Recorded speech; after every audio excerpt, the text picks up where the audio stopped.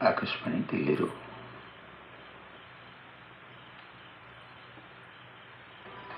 ये आकाशवाणी है। अब आप आशुतोष मिश्र से समाचार सुनिए।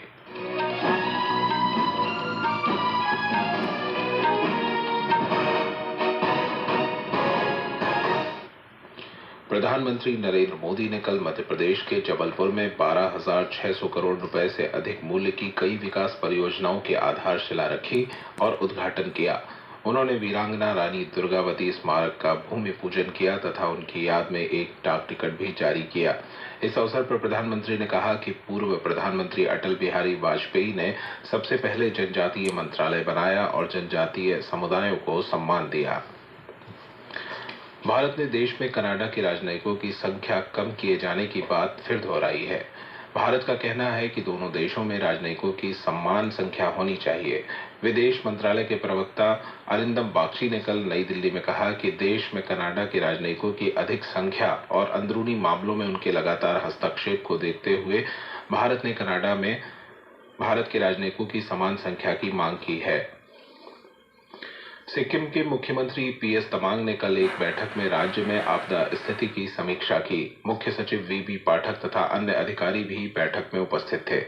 श्री पाठक ने राहत और पुनर्वास के लिए सेना तथा संबंधित एजेंसियों के सहयोग से राज्य सरकार द्वारा उठाए जा रहे कदमों की जानकारी दी। उन्होंने बताया कि राहत शिविरों में रह रहे लोगों को मुफ्त दवाएं दी जाएंगी। मौसम को देखते हुए राज्य के सभी सरकारी और निजी स्कूलों तथा कॉलेजों को 15 अक्टूबर तक बंद रखने को कहा गया है। इस बीच सिक्किम के बाढ़ग्रस्त क्षेत्रों में लापता लोगों की तलाश और बचाव अभियान जारी है। विद्युत मंत्रालय सिक्किम में तीस्ता नदी घाटी में आई अचानक बाढ़ से उत्पन्न स्थिति पर लगातार नजर रख रहा है। विद्युत सचिव पंकज अग्रवाल ने राष्ट्रीय जल विद्युत निगम कॉरपोरेशन लिमिटेड एनएचपीसी के अधिकारियों के साथ एक आपात बैठक की। बैठक में विद्युत मंत्रालय और केंद्रीय विद्युत प्राधिकरण के वरिष्ठ अधिकारी भी मौजूद थे। भारतीय जनता पार्टी के राष्ट्रीय अध्यक्ष जेपी नड्डा ने कल शाम पटना में पार्टी के राज्य विधानमंडल और कोर कमेटी के सदस्यों के साथ बैठक की। भाजपा अध्यक्ष ने प्रदेश के राजनीतिक घटनाक्रम और अन्य संगठनात्मक मुद्दों पर चर्चा की। बैठक में श्री नड्डा ने पार्टी नेताओं से जनता से बेहतर जुड़ाव रखने पर जोर दिया। श्री नड्डा बिहार के एक दिवसीय दौरे पर थे, जिसमें उन्होंने विभिन्न संगठनात्मक गतिविधियों में हिस्सा लिया। इससे पहले श्री नड्डा पटना में भाजपा के संस्थापक नेता कैलाशपति मिश्र की 100वीं जयंती पर आयोजित कार्यक्रम में शामिल हुए। संयुक्त अरब अमीरात की 2 दिवसीय यात्रा पर गए बड़े वाणिज्य और उद्योग मंत्री पीयूष गोयल ने यात्रा के पहले दिन अबू धाबी निवेश प्राधिकरण के प्रबंध निदेशक शेख हामिद बिन जायद अल नाहयान के साथ निवेश पर भारत संयुक्त अरब अमीरात उच्च स्तरीय कार्यबल की 11वीं बैठक की सह अध्यक्षता की। दोनों देशों के बीच व्यापार, निवेश और आर्थिक संबंध बढ़ाने के लिए 2013 में इस कार्यबल की स्थापना की गई थी।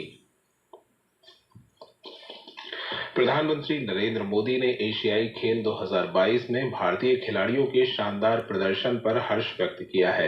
एक सोशल मीडिया पोस्ट में उन्होंने अभिषेक वर्मा, ओजस प्रवीण देवतले और प्रथमेश जावकर की पुरुष टीम को कंपाउंड तीरंदाजी स्पर्धा में स्वर्ण पदक जीतने पर बधाई दी। प्रधानमंत्री ने महिला तीरंदाजी कंपाउंड टीम स्पर्धा में स्वर्ण पदक जीतने पर ज्योति सुरेखा वेन्नम, परनीत कौर और अदिति गोपीचंद की टीम को भी बधाई दी।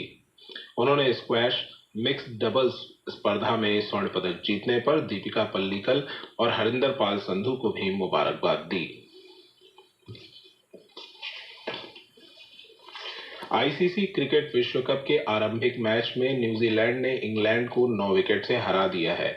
अहमदाबाद के मोटेरा स्थित नरेंद्र मोदी स्टेडियम में न्यूजीलैंड ने टॉस जीतकर गेंदबाजी का फैसला किया। इंग्लैंड ने पहले बल्लेबाजी कर जीत के लिए 283 रन का लक्ष्य दिया, जिसे न्यूजीलैंड ने 36 ओवर और 2 गेंदों में 1 विकेट खोकर हासिल कर लिया। विश्व कप में आज हैदराबाद के राजीव गांधी इंटरनेशनल स्टेडियम में पाकिस्तान और नीदरलैंड के बीच मुकाबला होगा।